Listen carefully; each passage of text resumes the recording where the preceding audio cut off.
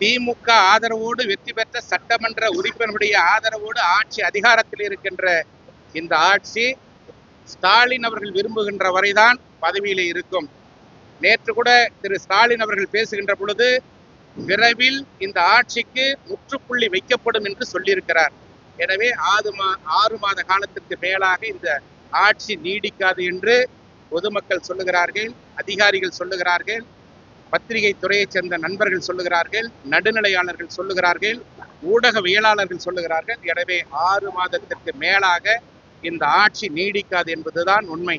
நேற்றைய தினம் எடப்பாடியிலே நடைபெற்ற நன்றி அறிவிப்பு பொதுக்கூட்டத்திலே பேசுகின்ற பொழுது கூட எங்களுடைய இயக்கத்தினுடைய பொதுச் செயலாளர் அண்ணன் எடப்பாடியார் அவர்கள் ஆட்சியாளர்களுக்கு கடுமையான எச்சரிக்கை விடுத்திருக்கிறார்.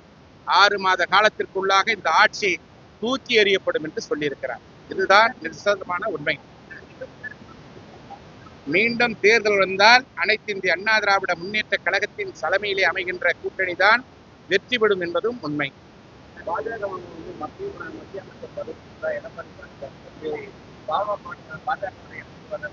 அறிவுகட்டத்தனமான பேச்சு.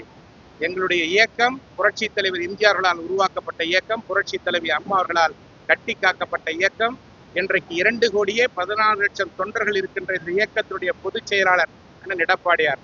ஆனால் மேற்கண்ட வார்த்தைகளை சொன்ன ஆதவ அர்ஜுனா பல்வேறு கட்சிகளுக்கு சென்று வருவர், பதவி ஆசை பிடித்தவர், லாட்ரி மாபியா கும்பலை கையிலே வைத்துக் கொண்டு இன்றைக்கு ஆட்சி அதிகாரத்தை செலுத்திக் கொண்டிருக்கிறார். பொதுமக்களால், வாக்காளர்களால் விரைவில் தூக்கி எறியப்படுவார்.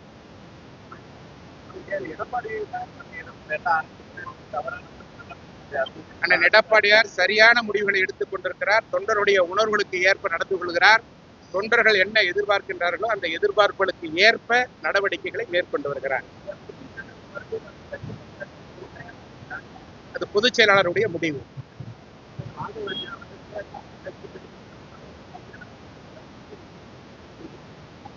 விவசாயிகளுடைய உணர்வுகளை புரிந்து கொள்ளாதவர் அமைச்சராக இருக்கிற ஆதவ் அர்ஜுனா.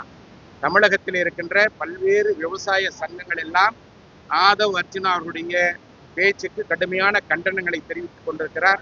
அதே வகையில் அனைத்து இந்திய அண்ணா திராவிட முன்னேற்ற கழகத்தின் சார்பிலேயும் அவருடைய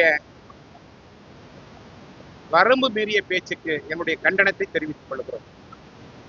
நன்றி, வணக்கம். செய்திகளை உடனுக்குடன் தெரிந்து கொள்ள கீழ்கண்ட கேபிள் மற்றும் டிடிஹெச் நெட்வொர்க்குகளில் எம்நாடு செய்தி தொலைக்காட்சியை காணுங்கள். பாதகம் செய்பவரை கண்டால் நாம் பயம் கொள்ளலாகாது பாப்பா.